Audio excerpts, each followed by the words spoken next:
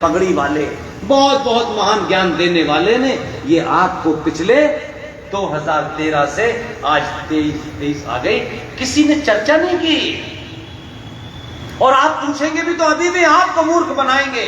इसलिए आपसे निवेदन करता हूं, आपको सच बात पता चल जाए, आपके तथ्य मजबूत हो जाएं, तो अभी आपके पास कुछ समय है, कुछ समय, सदियां नहीं है।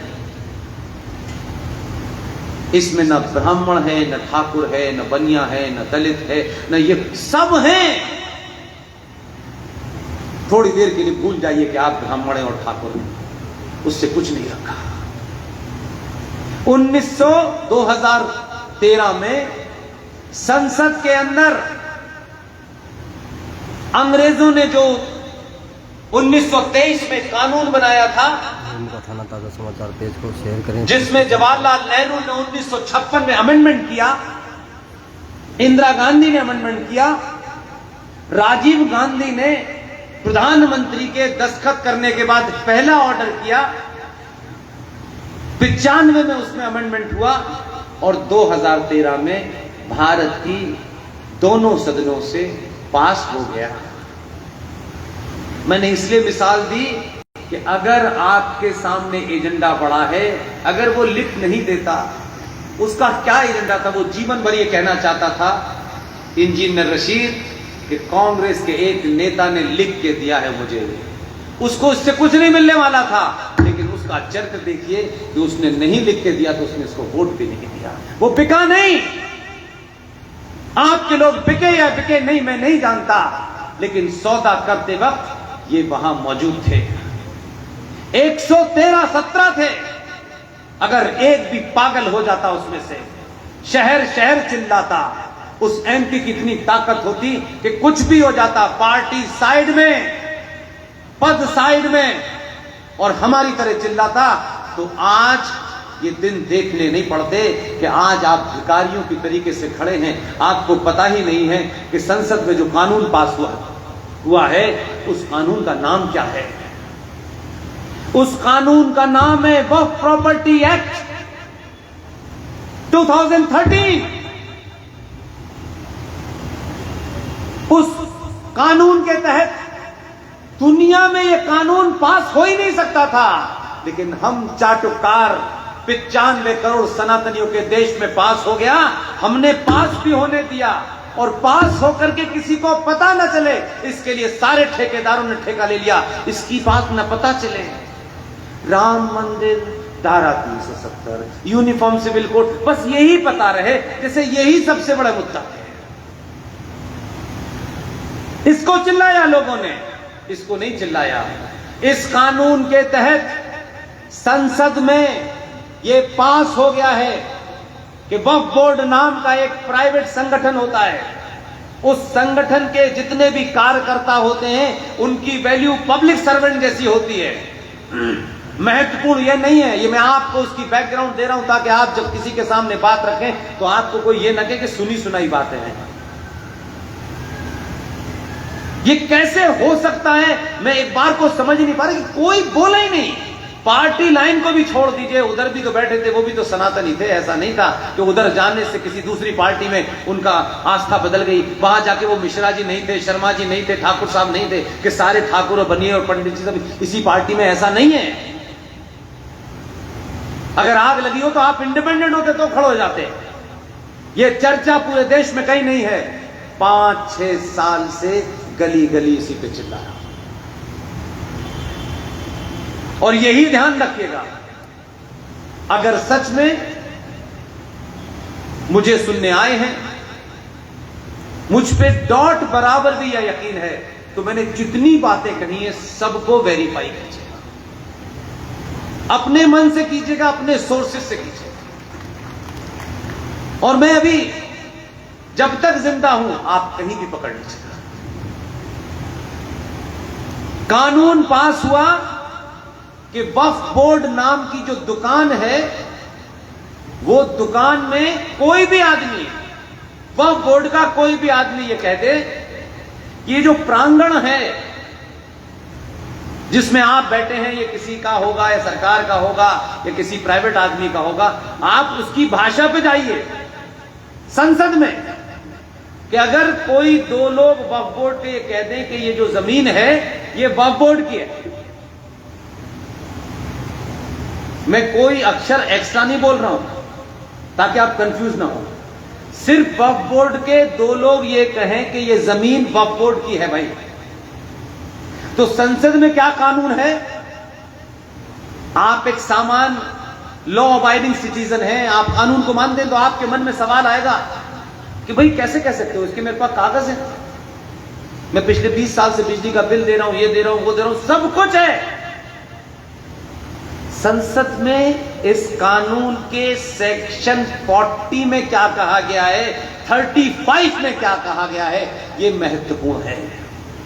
इस जमीन का मालिक कागज लेकर के बताएगा कि ये मेरे कागज हैं, लेकिन यह कहा गया है कि जिसकी जमीन है, जिसके पास कागज है, ये 4-4 कमरे का मकान, 5-5 कमरे का मकान, ये 2 कमरे का मकान जो आपने अपनी पेंशन से, जीवन भर की कमाई से अपने बच्चों के लिए, अपनी पत्नी के लिए, अपनी मां के लिए बनाया है, आप कागज लेकर के एक सामान्य नागरिक की तरह कोर्ट जाएंगे। संसद में यह पास हुआ है कि आप अपने कागज लेकर के हाई कोर्ट और सुप्रीम कोर्ट नहीं जा सकते। आपको लगता है कुछ पागलपने की बात है? यकीन होता है मेरी बात पर? जरा हां ना बताइए। आपको ताज्जुब लगता है कि ऐसा भी हो सकता है क्या? ये इतने बिके हुए हम लोग हैं, कहां है वो राष्ट्रवादी जो प्रवचन दे रहे हैं चारों तरफ? 2023 से 23 हो गई भाई साहब, उसमें लिखा गया है कि अगर आपकी जमीन के कागजात हैं तो आप ना हाई कोर्ट जा सकते ना सुप्रीम कोर्ट। कहां जाना है? वक्फ बोर्ड नाम की जो प्राइवेट बॉडी है, उस बॉडी में 5 लोग, जिसका लोकल एमएलए मुसलमान, जिसका एमपी, पांचों के पांचों मुसलमान होंगे। उस ट्राइब्यूनल के सामने आप अपनी अर्जी देंगे कि मालिक जो शाम को आपने दुकान जमीन हमारी हड़पी है वो आपकी नहीं है, वो मेरी है।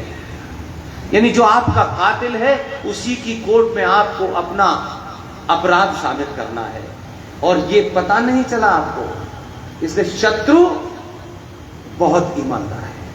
95 में जैसे ही अमेंडमेंट हुआ, जिसे आप दुनिया की प्यार की निशानी समझ के अपने 20-25 साल के बेटे और उस बहू को प्यार की निशानी देखने भेजते हैं, वो वक्फ बोर्ड के कब्जे में चला गया। अंदाजा ही नहीं आपको। आपका मुद्दा तो कुछ और ही है। कौन हमें सस्ती बिजली 2 महीने, 3 महीने, 4 महीने की दे दे? कौन पेट्रोल के दाम कम कर दे? ऐसा लगता है कि बिना पेट्रोल पिए आप चल नहीं सकते।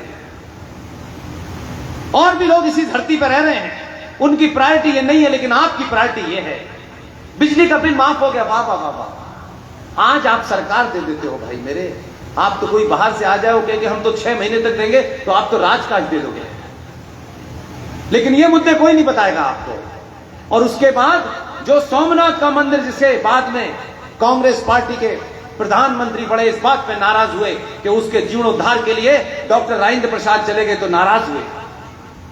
उस सोमनाथ के मंदिर की पीछे जमीन वक्फ बोर्ड के पास चली गई। सूरत का म्युनिसिपल कॉर्पोरेशन चला गया।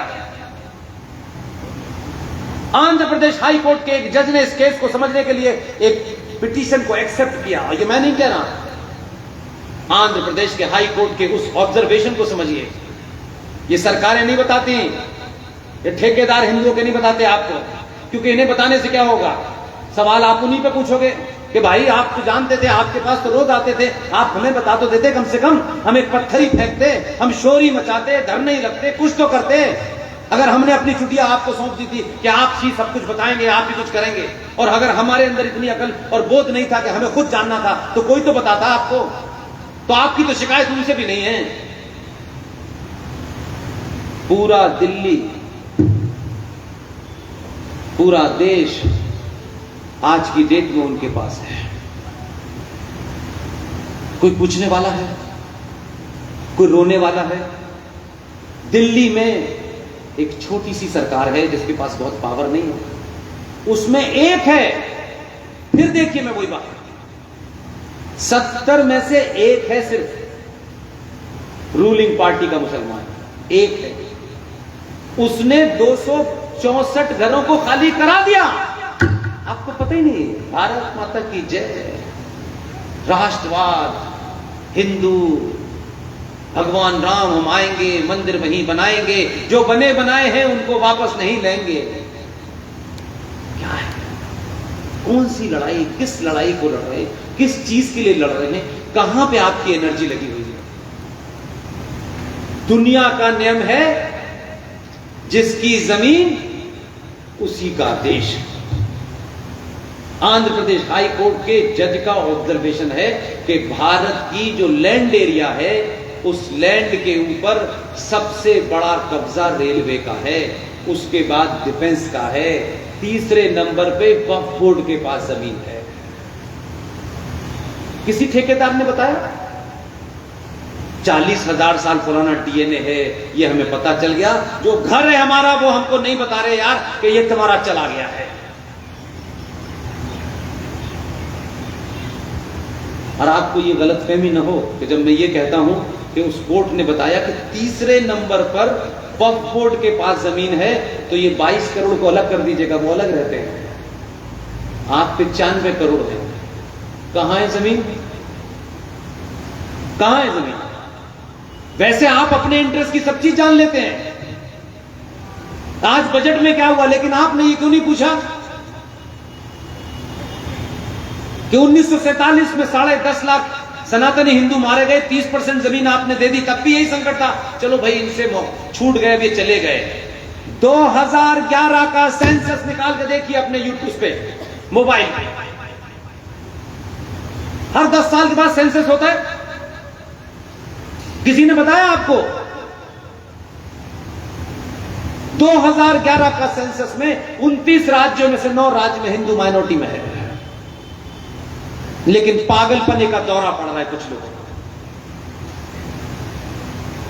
रमजान मन की शुद्धि के लिए होता है, प्रवचन देना है, अपनों को मूर्ख बनाना है। तब नहीं है कि अपने शत्रु की आंखों में आंखें डाल के बकवास कर रहे थे। कौन सी मजबूरी है? क्या वो तुम्हारी कमजोरी है जिसके कारण तुम सनातनी हिंदू को मूर्ख बना रहे हो यार? और मेरी कोई बात अगर शब्दों में बुरी लगती हो उसके लिए क्षमा, लेकिन किसी तर्क, किसी फिगर, किसी फैक्ट पे अगर बात है तो मैं चौराहे पे खड़े होकर बात करने को तैयार हूं। ये नहीं होगा, एक तरफा नहीं होगा। चला गया सब कुछ, गाने बजाते रहिए। 1991 में एक सरकार ने समझौता कर लिया, हमारे नेताओं ने, जिनका हम बड़ा गीत गाते हैं। किसी व्यक्ति की कविता अच्छी हो सकती है, कोई अच्छा वक्ता हो सकता है, लेकिन उसने अगर काम अपने रहते बड़ा नहीं किया तो उसकी कविता सुनने में नहीं आया। उम्र का सम्मान हमारे समाज में होता है। जो उम्र से बड़ा है उसका सम्मान करना चाहिए। इसलिए मैंने कभी गांधी को गांधी नहीं कहा, गांधी जी ही कहा। वो उम्र में उससे बड़े हैं, लेकिन हमारे शास्त्रों में, हमारी सभ्यता में हर बात के ऊपर शास्त्रार्थ होता था। शास्त्रार्थ करने वाला छोटा है बड़ा, जिसकी बात सही मानी जाती थी वही सच होता था। उसमें ना उसकी जाति देखी जाती थी, ना उसका कद देखा जाता था। तो अगर गांधी जी के ऊपर कोई सवाल खड़ा करना है तो फिर इस बात की चिंता, गांधी जी के बारे में, अरे भगवान तो नहीं थे गांधी जी, बड़े थे तो 2 बार जी लगा दो, गांधी जी गांधी जी गांधी जी कर दो। लेकिन अगर उनकी कोई बात है शेयर करो, जिसपे मतभेद है, जिसपे सवाल पूछना चाहिए, तो सवाल पूछने में गांधी जी की बेइज्जती कैसे हो सकती है भाई? एक बेटा अपने पिता से सवाल नहीं पूछ सकता क्या? कि पिता बड़े हैं इसलिए सवाल नहीं पूछेगा? हो सकता है पिता को मैगी बनानी ना आती हो तो क्या फर्क पड़ता है? बेटा जानता है, बताएगा पिताजी को, बताएंगे तुम मुझे बता रहे हो, मैंने अच्छे को बताया, पिताजी अच्छे को बताया होगा, लेकिन मैगी नहीं आती आपको बनानी, तो उसमें ईगो क्या है? तो गांधी जी ने अगर कोई बड़ा गलत काम किया तो उस पर चर्चा नहीं होगी। हम भगवान राम पे चर्चा करते हैं, सीता जी ने परीक्षा दी, भगवान राम ने ये नहीं किया, उन पे सवाल है, लेकिन गांधी जी पे सवाल करते लोग कहते हैं देखो ये नाथूराम गॉडसे के लोग हैं, हमें तो पता नहीं हम किसके लोग हैं, हमें तो मालूम है हम बलदेव प्रसाद की औलाद हैं, हमारी मां जीवित है उसका नाम कैलाश कुमारी है, हम तो किसी के लोग नहीं। तो सवाल तो पूछो यार, आप पूछते नहीं, लोग इसलिए आपको मूर्ख बनाते हैं। हर पार्टी का बनाता है, वो आपकी पार्टी बनाती है आपको। अब थोड़ा कम हो गया है तो परेशानी है। 1991 में कितना खुल्लम खुल्ला झूठ बोला गया। अयोध्या का मूवमेंट था, अयोध्या का मूवमेंट चल रहा था, बात हुई कि बात ऐसा करिए, तय हो गया था, अब झूठ बोल रहे हैं, अब पकड़ में आ गए, तो पुरानी पीढ़ी के तो निकल गए हैं, ये नया वाला भुगत रहा है उनको, वो तो चले गए। वो तो अब बर्थडे को उनकी तस्वीर आती है कभी कभी, बाकी उनके साथी भी चले गए। अब बेचारे इस पे दोष लगा रहे, इसका दोष थोड़ी नहीं कुछ भी, ये तो था ही नहीं दूर दूर तक। 1991 में अयोध्या की मूवमेंट चल रहा था, तो कहा गया कि साहब अयोध्या का मूवमेंट है, तो अंदर एक सांठगांठ हुई और फिर वो पब्लिक हो गई। अब पब्लिक हो गई तो पहले तो बड़ी कोशिश की छुप जाए, पता ना चले, लेकिन संचार क्रांति ने हर को बता दिया है। 91 में कहा गया कि देखिए ये जो मंदिर हैं, कोई 42,000 मंदिर हैं जो अनादि काल से थे, उनका आर्किटेक्चर ऐसा है जो दुनिया में किसी का नहीं हो सकता। उसमें कहा कि इस पे कानून बना देते हैं, तो सहमति दे दी बड़े बड़े हिंदू सम्राटों ने कि बस ये छोड़ दीजिए, हमारी दुकान तो इसी से चल रही है और बाद में देखा जाएगा। कानून बना 1991 में, आपकी देखरेख में, आपके नेताओं की सांठगांठ से कहा गया कि हम अयोध्या को उस कानून से दूर रखते हैं और देश में जितने भी ऐसे मंदिर हैं जो अनादिकाल से भारत में थे, उन मंदिरों को इस्लामिक आताताइयों ने, आतंकियों ने किसी मंदिर को तोड़ के कहीं मजार बना दी है, कहीं मस्जिद बना दी है, कहीं मूर्ति खंडित कर दी है। इनकी दशा जो स्टेटस को था 1947 को, वो अब ऐसे ही रहेगा, इस पे अब किसी का क्लेम नहीं होगा। उनका रे वाह, अयोध्या पे दुकान चलेगी, बंद कर दो, अभी तो यही लेना है। 1991 प्लेसेस ऑफ वर्शिप एक्ट के तहत 42,000 वो मंदिर जो हमारी, ऐसे मंदिर नहीं जो आजकल सड़क किनारे बन जाते हैं, वो मंदिर जो शुद्ध रूप से साइंस पे बने हुए थे, उसके ऊपर समझौता हो गया, कानून बन गया। और एक नया दलाल है, अंग्रेजी बोलता है, कभी आरएसएस को खुल के गालियां देता है, कभी आरएसएस में चला जाता है, कभी वो राज्यसभा में आता है, कभी राज्यसभा के बाहर चला जाता है। वो खुल्लम खुल्ला एक नई दलाली पे उतरा हुआ है। कोर्ट में उसे किस हिंदू ने, 95 करोड़ हिंदुओं में से किसने उसको ठेका दिया, जो सुप्रीम कोर्ट में विष्णु शंकर की पिटीशन के ऊपर एक पिटीशन देकर के कहता है कि मी लॉर्ड, हम तो सिर्फ 3 मंदिर मांग रहे हैं, एक मिल चुका है तो हमें दे दें, हमें उसके अलावा नहीं दे। किसने ठेका दिया इस मक्कार को? कौन है ये? किसने बोला इससे कि तू हिंदुस्तान के 95 करोड़ की तरफ से ये कोर्ट के अंदर एफिडेविट दे कि हमें 3 मंदिर चाहिए? हमें 3 नहीं, पूरे 42,000 चाहिए, उससे कम नहीं चाहिए। कोई भी दलाली करेगा, कितना भी बड़ा नेता हो, कितनी भी अंग्रेजी बोलता हो, मेरे लिए ठेंगे पे, इससे नीचे बात नहीं हो सकती। हमने किसी को अधिकृत नहीं किया है। चोर, तुमको मंत्रालय नहीं मिला तो तुमने गाली दी, तुमने वाजपेयी जी की सरकार गिराई तो तुमने उस विदेशी औरत को धन्यवाद किया। I am grateful to Sonia Gandhi कि they save the nation with fascist RSS, ये उसके शब्द हैं। तुम रंग बदलते हो सत्ता के लिए, हम नहीं बदलते, ये उसके बयान है। वो कोर्ट में खड़े होकर कहता, सुप्रीम कोर्ट में, विष्णु शंकर जैन 35 साल का युवा, जिसके पिताजी हरिशंकर जैन ने दुनिया में बहुत बड़ा काम किया, उनका बेटा, पहली पिटीशन सुप्रीम कोर्ट में लगी हुई, उसने कहा माय लॉर्ड, मेरे पूर्वजों के वो पारंपरिक मंदिर जो मेरी आस्था के केंद्र थे, उन मंदिरों को भारत की संसद को इस बात का फैसला करने का अधिकार नहीं है कि उसने मेरे पूर्वजों के मंदिरों पर सौदा करके कानून बना दिया है। संसद की ये ताकत नहीं है कि पूरे देश के मंदिरों पर समझौता कर ले, इसलिए इसको निरस्त किया जाए। ये लड़ाई विष्णु शंकर जैन, हमारी टीम का युवा साथी लड़ रहा है।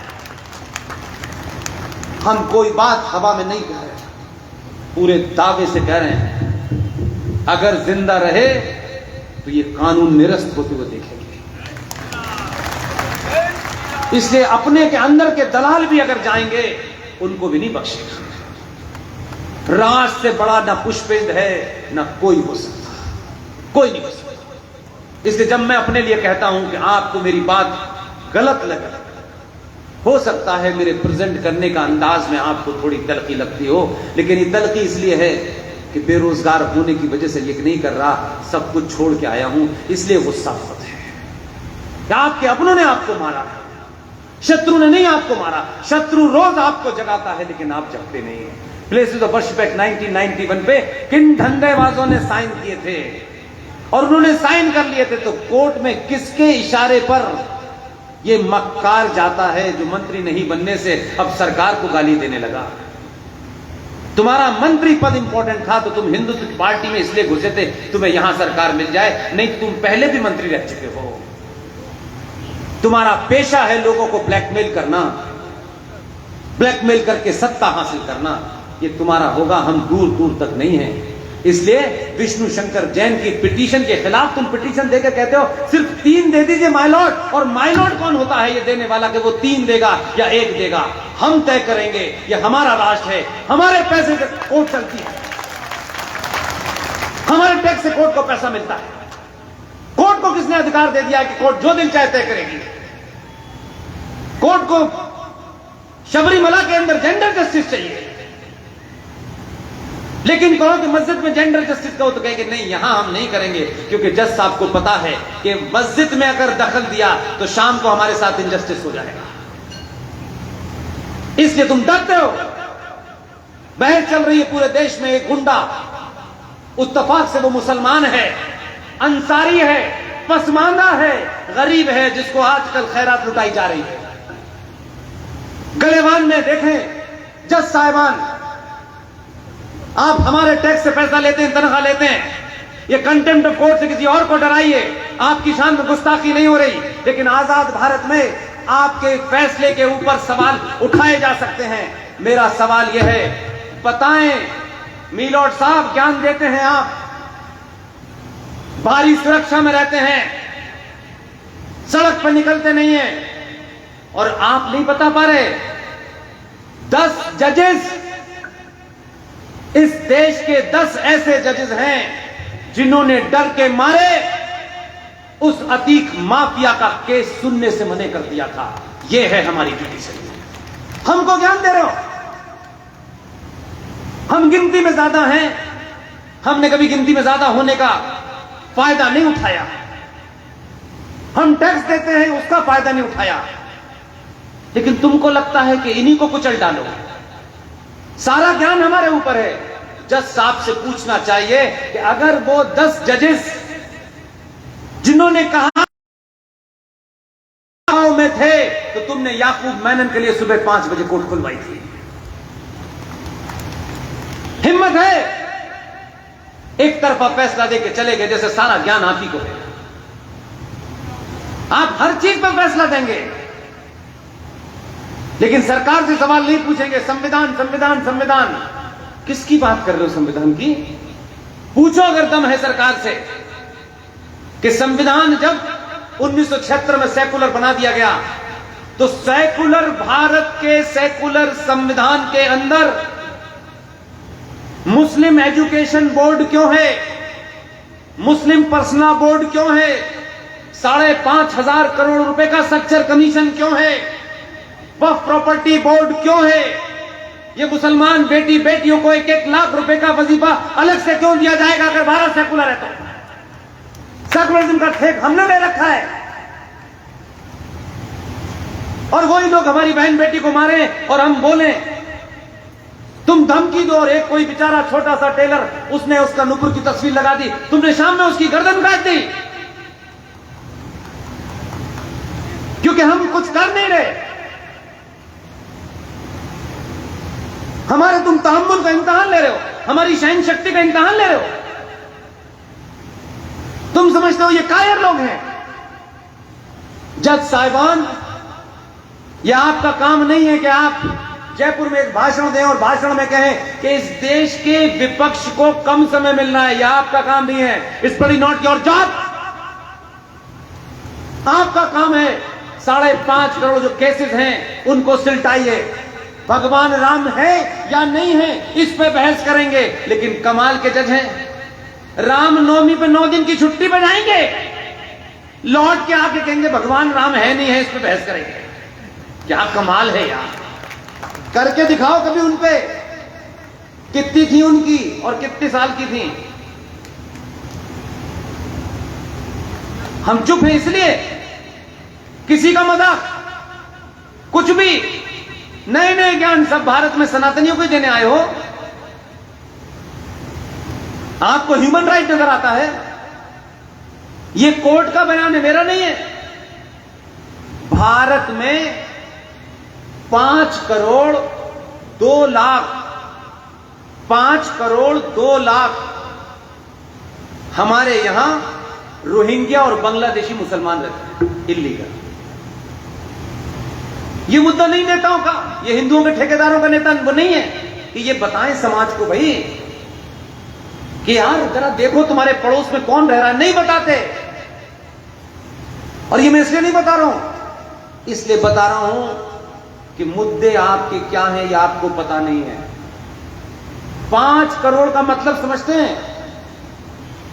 भारत की जो भूमि है, जो लैंड एरिया है भारत का, टोटल लैंड एरिया, उस पर कौन रह रहा है ये छोड़ दीजिए। इससे 3 गुना भारत भूमि का 3 गुना लैंड है ऑस्ट्रेलिया की। जितना बड़ा आपके पास लैंड एरिया है भारत में, उससे 3 गुना जमीन है ऑस्ट्रेलिया में।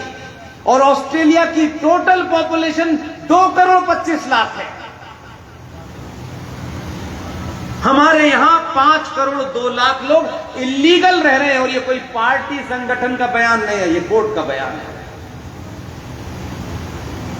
पूरे इंग्लैंड की पॉपुलेशन 6 करोड़ 25 लाख है। इतने लोग तो हमारे यहां इलीगल रह रहे हैं। भाई साहब हम कितने महान हैं पता ही नहीं चल रहा। कहां कहां क्या क्या हो रहा है। हम बस मस्त हैं, भजन करो, कीर्तन करो, पुटलिया बांधो, चल दो। वो आए उन्होंने ज्ञान दिया, वो चले गए, वो आया उन्होंने ज्ञान दिया, चले गए। मरना आपको है। कोई पूछ रहा है? मंदिरों पे जाएंगे, ये जो बेचारी मां है, हमारी बहनें हैं, इनको नहीं पता।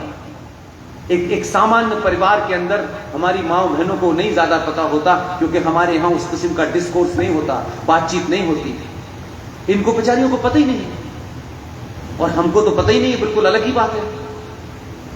ये और आप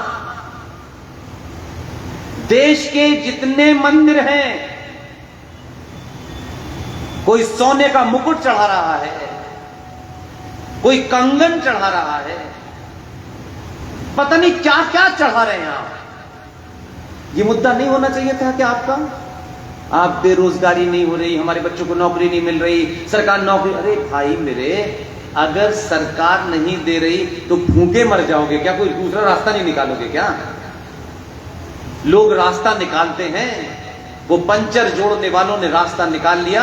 पूरे देश की सब्जी मंडी उन्हीं के पास है, पूरे देश की फल मंडी उन्हीं के पास है, पूरे देश का मैकेनिज्म का काम उनके पास है। उन्होंने वो काम करे जिसमें आपके घर में 10 एसी लगे हैं, 4 खराब हो जाएंगे तो आपको अखलाक भाई को ही शाम को बुलाना होगा, क्योंकि आपका बेटा तो नौकरी करेगा सरकारी, उसको तो इसके अलावा तो कुछ करेगा नहीं। तो उन्होंने अपना काउंटर निकाल लिया, आप नहीं निकाल पाए। आप क्यों निकालेंगे? आपको तो सरकार को गाली देनी है, फिर जात पे गाली देनी है, फिर इलाके पे गाली देनी है। आपको तो कोई बहाना चाहिए, क्योंकि आप तो कुछ करेंगे नहीं। उन्होंने रास्ता निकाल लिया। आपको जिन चीजों को पूछना चाहिए था नहीं पूछा। आपके मंदिरों पर देवस्थानम बोर्ड तिरुपति, सुना है नाम? देवस्थानम बोर्ड तिरुपति का 1300 करोड़ रुपया, मां वैष्णो देवी का 520 करोड़ रुपया सालाना पूरे देश के मंदिरों से सरकार लेती है। उस पूरे पैसे का सालाना कोई 1.25 लाख करोड़ रुपया है। ये बताया किसी को आपने? अगर ये पैसा इस सनातनी हिंदू समाज में मेरा तेरा जात पात कोई ईमानदार लोगों का कोई एक ट्रस्ट बनता जिसमें चाटुकार मक्कार न होते, जिनके सामने सिर्फ राष्ट्र होता, वो घोषित करते कि पूरे देश के मंदिरों का पैसा सरकार इस सेकुलर भारत में कैसे ले जाती है, जबकि वो गुरुद्वारों से नहीं लेती, मजारों से नहीं लेती, चर्चों से नहीं लेती, तो सेकुलरिज्म के नाम पे करोड़ों करोड़ों रुपया जो आप मंदिर में अपनी आस्था के लिए चढ़ाते हैं वो सरकार ले जाती है। इसके लिए पहल की सरकार ने? नहीं। इसके लिए क्यों करना है? और इसके लिए तो बताना भी नहीं है। इसके लिए कोई मर्द मुजाहिद नहीं पैदा हुआ। वकीलों की दुकान है, एक अलग संगठन है वकीलों का। वहां भी चाटुकार इसलिए है कि हमारी 2 जगह सरकार है, यहां हमारे बेटे को लगा दो तो 10 लाख रुपए फ्री के मिलते हैं। इससे ज्यादा नहीं सोचना भैया, इसके आगे नहीं सोचना है हमको। इसलिए आपने उस मुद्दे को नहीं सुना। हम सुन रहे हैं, हमारी क्षमता 0 है। मैंने एक किसी बंगलौर की स्पीच में एक लाइन मिली, वो लाइन वायरल हो गई। मैंने कहा यार ये मेरा मकसद नहीं था जो आप लोगों ने वायरल कर दी। मैं तो आप सबसे बात करता हूं तो एक रिश्ता बना के बात करता हूं। हमारे पास नहीं पैसा, नहीं होगा। हम साधारण परिवार के लोग भाई, नौकरी पेशा पिताजी के अब नहीं नौकरी करते, वो भी छोड़ दिए। कोई दुख नहीं इस बात का, लेकिन आप तो सोच सकते हो, आप इतने बड़े बड़े काम करते हैं, एक छोटा सा काम नहीं कर पाए। आपको पता है वो लड़ाई कौन लड़ रहा है? कोई हिंदुओं का ठेकेदार नहीं लड़ रहा जो यहां से लेके त्रिपुरा तक सरकार में 3-3, 4-4 लग जाती है, वो फिर अपनी कद नहीं देखता है। एक साउथ इंडियन बेटा किसी मां का, हमारे परिवारों में बच्चा इंजीनियरिंग में आ जाए या एमबीबीएस में आ जाए तो 15 दिन पिताजी जो है ना कॉलर खड़े करके मोहल्ले में घूमते हैं। खुश होना चाहिए, बुरी बात नहीं। एक लड़का आईआईटी खड़गपुर का टॉपर, किसी से पूछा नहीं, रोया नहीं, चंदा लेने नहीं आया, चंदाखोर बहुत है हमारे यहां, अपने उस जगह से इस्तीफा दिया। दिल्ली में सुप्रीम कोर्ट में पूरे तथ्यों के साथ बैंक से लड़ाई लड़ रहा है कि भारत के सनातनी मंदिरों पर चढ़ने वाला पैसा सरकार नहीं लेगी, ये पैसा हिंदुओं का है, हिंदुओं को मिलना चाहिए। ये लड़ाई वो लड़ रहा है, पूरे भरोसे के साथ कह रहा हूं मैं। हमको नहीं देखेंगे। ऐसे हीरोज के बारे में मैं इसलिए बोलता हूं, उनको इस काम पे लगाया हुआ है कि आप यही काम करिए, बोलने का काम हमारे लिए छोड़ दीजिए, वो हम बोल देंगे। ये आवाज यहां से मद्रास तक जाती है, उसकी परिवार में उसकी मां को भी पता चलता है। तब उनको लगता है कि ठीक है, बेटे ने आईआईटी खड़गपुर टॉप करने के बाद छोड़ दिया, कैरियर छोड़ दिया, लेकिन वो शख्स सुप्रीम कोर्ट में जिन तथ्यों के साथ लड़ रहा है, दुनिया की कोई ताकत उसे नहीं हरा सकती। लेकिन चाटुकार इस एजेंडे में बैठे हैं, जैसे ही होगा हम अपनी दुकान लेके पहुंच जाएंगे क्योंकि हम ठेकेदार हैं। नहीं, ये नहीं होने दूंगा मैं। देश भर से 50 ऐसे लोगों को ढूंढेंगे, उनसे कहेंगे ट्रस्ट बनाओ, हर जाति का आदमी उसमें हो, हर इलाके का हो। मैं आज भी कहता हूं, जो सनातनी बच्चे बेरोजगार घूम रहे हैं, जिनको नौकरियां नहीं मिल रही, इतना बड़ा बजट है साल का कि सरकार जितनी स्कॉलरशिप नहीं दे सकती, आप एक एक बच्चे को 5-5 बार स्कॉलरशिप दे सकते हो। आप दलित के बच्चे को दे सकते हो, ठाकुर के बच्चे को दे सकते हो, ब्राह्मण के बच्चे को दे सकते हो, वो सिर्फ आपके अधिकार में है। भीख मांगने से दुनिया में कुछ नहीं मिलता है। अपने अधिकारों के लिए लड़िए, जस्टिफाई अधिकार को लीजिए और अपनी निर्भरता सरकारों पे कम कर दीजिए। सरकारों ने आपको वैसा ही आपका हाल किया है कि एक मां एक 16 साल के बच्चे को अपनी गोद में लेके घूम रही थी। मोहल्ले की बहुत सारी महिलाओं ने कहा कि लोग अपने बच्चे को 2 साल 3 साल के लेके गोद में घूमते हैं, ये 16 साल के बच्चे को लेके घूम रही है। क्या बात है। मैं अपनी बात रखने के लिए मैंने ये आपके सामने कहानी की, आप समझने की कोशिश कीजिएगा। 16 साल के बच्चे को एक मां गोद में लेके घूम रही थी। पड़ोस की सारी महिलाओं ने कहा कि ऐसे क्या बात है, इतना क्या अपने बच्चे से प्यार है कि 16 साल के बच्चे को भी लेके घूम रही है गोद में। मोहल्ले की औरतें उस महिला के पास गई और पूछा कि बताओ भाई, तुम्हारा बच्चा 16 साल का हो गया, उसे तुम गोद में लेके घूम रही हो। उस महिला ने जो जवाब दिया उसे सनातनी हिंदुओं को समझना चाहिए। उसने कहा कि देखो, मेरा ये सौतेला बच्चा है, मैं इससे प्यार नहीं करती। मैं 16 साल की उम्र में इसको अपनी गोद में लेके इसलिए घूम रही हूं कि जब तक मेरे अपने बच्चे बड़े ना हो जाएं, मैं इसको अपाहिज बना देना चाहती हूं ताकि मेरे बच्चों के सामने उसके टुकड़ों पे जिंदा रहे। इसी तरीके की मानसिकता ने इस देश में रिजर्वेशन नाम की दुकान चलाई, जिसके कारण आज ये स्थिति हो गई है। किसी को रिजर्वेशन चाहिए, किसी को कन्वर्जन के बाद भी रिजर्वेशन चाहिए, और पूरी दुनिया में हम सनातनी ही, जिसकी इतनी बड़ी सभ्यता हो, संस्कार हो, संस्कृति हो, सब कुछ हो, हम ही इतने कमजोर हैं कि पंचर जोड़ने वाला भी हमें मुसलमान बना लेता है। वो जो आए हैं ईसा मसीह, जिनकी मम्मी का पता नहीं है, वो भी कन्वर्ट करके हमको बना लेता है। सब जगह हम ही हैं, इसलिए कि हम लालची हैं, स्वार्थों से भरे हुए हैं। इसलिए जिनको ये गलत फहमी हो गई है कि ब्राह्मण मां के पेट से ब्राह्मण पैदा होता है, ये गलतफहमी दूर कर लीजिएगा। कोई ब्राह्मण मां के पेट से बेटा ब्राह्मण, न ठाकुर, न बनिया, न दलित पैदा होता है। भारत की सभ्यता को पढ़िए, अपने लिखे हुए तथाकथित ग्रंथों को पढ़ के खुश मत होइए और अपने स्वार्थों के लिए मत पढ़िए। भारत की सभ्यता अनादि अनादिकाल से कर्म प्रधान रही है, जाति प्रधान कभी नहीं रही। उसकी जाति से वो दलित है, ठाकुर है, बनिया है, कोई नहीं पूछता है। जब उसकी डेड बॉडी आती है तो लोग उसको सल्यूट देते हैं। ये नहीं पूछते कि ये ठाकुर था, ये बनिया था, जो फौज में चला गया वही छत्री है। जिसने ज्ञान प्राप्त कर लिया, ज्ञान शब्द कह रहा हूं, जो सच बोलता है ज्ञान प्राप्त करने के बाद, वो उससे बड़ा ब्राह्मण है। इसलिए आज के दौर में अगर आप मुझसे पूछें तो सावरकर और B.R. अम्बेडकर से बड़ा कोई ब्राह्मण नहीं है। और ये मैं कोई भावनात्मक बात नहीं करता हूं, आप जानते हैं।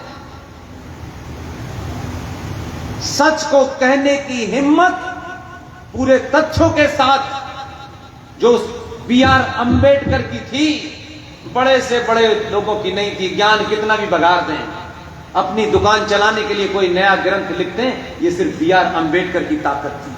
और उनकी ताकत को मैं बार बार इसलिए आपके सामने रखता हूं ताकि कोई आपको मूर्ख न बनाए। अम्बेडकर एकमात्र ऐसा आदमी था